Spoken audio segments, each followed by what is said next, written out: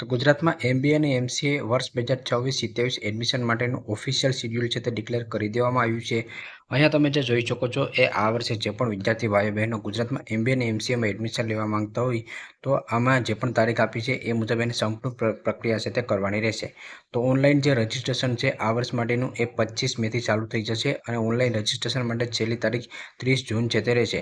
Online જ્યારે તમે registration કરશો ત્યારે તમારે ઓનલાઈન ફોર્મ ફિલઅપ કરવાનું છે, ડોક્યુમેન્ટ અપલોડ કરવાનું રહેશે અને ઓનલાઈન તમારે જે પણ ફીસ હોય છે ફીસ છે તે ભરવાની રહેશે. ઓનલાઈન ફોર્મ તમારે કઈ રીતે ભરવાનું રહેશે એના પર હું એક લાઈવ પ્રોસેસનો વિડીયો બનાવી દઈશ. એ વિડીયો જોઈને તમે આરામથી ફોર્મ ફિલિંગ છે તે કરી શકો છો.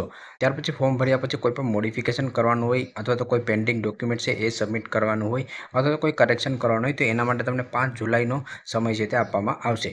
જેટલી પણ ગુજરાતમાં એમબીએ અને એમસીએની કોલેજો આવેલી છે, ઇન્સ્ટિટ્યૂટ આવેલી છે એનું જે લિસ્ટ હશે એ વેબસાઇટમાં 6 જુલાઈના દિવસે ડિક્લેર છે તે કરવામાં આવશે અને કઈ કોલેજમાં કેટલી સીટ ખાલી છે એ પણ 6 જુલાઈના દિવસે ડિક્લેર છે તે કરવામાં આવશે. જે પણ તારીખ મુજબની અપડેટ આવતી હશે તમામ અપડેટ હું ઇન્સ્ટાગ્રામ પેજમાં અને યુટ્યુબ ચેનલમાં આપતો રહીશ. તો જો તમે ચેનલમાં ન હોય તો ચેનલને સબસ્ક્રાઈબ કરી રાખજો અને ડેઇલી અગત્યના અપડેટ માટે ઇન્સ્ટાગ્રામ પેજને પણ ફોલો કરી લેજો. પ્રોવિઝનલ મેરિટ લિસ્ટ જે ડિક્લેર થશે એ 9 જુલાઈના દિવસે ડિક્લેર કરવામાં આવશે. એટલે કે જ્યારે તમે ઓનલાઈન રજિસ્ટ્રેશન કરી લેશો ત્યાર પછી તમારું પ્રોવિઝનલ મેરિટ લિસ્ટ ડિક્લેર કરવામાં આવશે. જેમાં જે પણ વિદ્યાર્થીઓએ ફોર્મ ભર્યું છે તમામ વિદ્યાર્થીઓનું નામ છે તે જાહેર થશે અને જે તમારો મોક રાઉન્ડ હશે એ પણ 9 જુલાઈથી ચાલુ થઈ જશે. મોક રાઉન્ડ એ પ્રેક્ટિસ રાઉન્ડ હશે કે એમાં જેટલા પણ વિદ્યાર્થીઓ મેરિટ લિસ્ટમાં હશે એ તમામ વિદ્યાર્થીઓ કોલેજ પસંદગી કરશે. કોલેજ પસંદગી કર્યા પછી અને કઈ કોલેજમાં મળવાપાત્ર છે એના માટે એક પ્રેક્ટિસ રાઉન્ડ છે તે કરવામાં આવતો હોય છે તેને મોક રાઉન્ડ કહેવામાં આવતો હોય છે. તો જે પણ મોક રાઉન્ડની ચોઈસ ફિલિંગ છે એ 9 જુલાઈથી લઈ અને 12 જુલાઈની વચ્ચે ચાલશે. જેમાં જેટલા પણ વિદ્યાર્થીઓએ ફોર્મ ભર્યું છે મેરિટ લિસ્ટમાં છે તમામ વિદ્યાર્થીઓ કોલેજ પસંદગી કરશે અને કોઈ પેન્ડિંગ ડોક્યુમેન્ટ હોય છે એના માટે પણ 12 જુલાઈ સુધીનો સમય છે તે આપવામાં આવશે.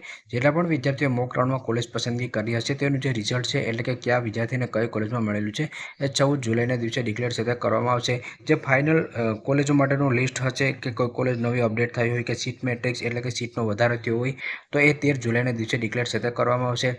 જે ઓરિજિનલ રાઉન્ડ હશે કે જ્યારે તમે કોલેજ પસંદગી કરશો અને તમારા મેરિટ અનુસાર તમને કોલેજ મળશે તો એ 13 જુલાઈથી લઈ અને 15 જુલાઈની વચ્ચે કરવામાં આવશે. આ તમારો એકચ્યુઅલ રાઉન્ડ હશે કે આમાં તમારે સમજી વિચારીને કોલેજ પસંદગી કરવાની રહેશે. જેના પર હું લાઈવ પ્રોસેસનો વિડીયો બનાવી દઈશ એટલે તમે લોકો આરામથી સમજી જશો. એટલે કોઈ પણ અપડેટ મિસ ના થાય એના માટે તમે ચેનલને સબસ્ક્રાઈબ કરી રાખજો અને ઇન્સ્ટાગ્રામમાં પણ ફોલો કરી લેજો. અને પ્રથમ રાઉન્ડમાં તમે કોલેજ પસંદગી કરી હશે તો એનું જે રિઝલ્ટ છે એ 17 જુલાઈના દિવસે ડિક્લેર કરવામાં આવશે. રિઝલ્ટ ડિક્લેર થયા પછી ઓનલાઈન તમારે ફીસ ભરવાની રહેશે અને એડમિશન ઓર્ડર જનરેટ કરવાનો રહેશે. એના માટે 17 જુલાઈથી લઈ અને 19 જુલાઈનો સમય છે તે આપવામાં આવશે. ત્યાર પછી એડમિશન કેન્સલ કરવું હોય તો 17 જુલાઈથી લઈ અને 19 જુલાઈનો સમય છે તે આપવામાં આવશે. આ વર્ષ માટે જે કોલેજ હશે 20 જુલાઈના દિવસે ચાલુ થઈ જશે. ત્યાર પછી સેકન્ડ રાઉન્ડની જે પણ તારીખ હશે અહીંયા તમને જોવામાં આવશે. તો આ વિગતવાર માહિતી છે હું તમને લોકોને ઇન્સ્ટાગ્રામ અને યુટ્યુબમાં આપતો રહીશ. ટૂંકમાં કહું તો આ વર્ષ માટે તમારી કોલેજ છે એ 20 જુલાઈના દિવસે ચાલુ થઈ જશે. જો ઓફિશિયલ તારીખ છે જાહેર કરી દેવામાં આવી છે અને 25 મેથી ફોર્મ ભરવાનું ચાલુ થશે અને ફોર્મ ભરવાની છેલ્લી તારીખ છે 30 જૂન રહેશે. તો આ શિડ્યુલ અનુસાર સંપૂર્ણ પ્રક્રિયા છે તે કરવાની રહેશે.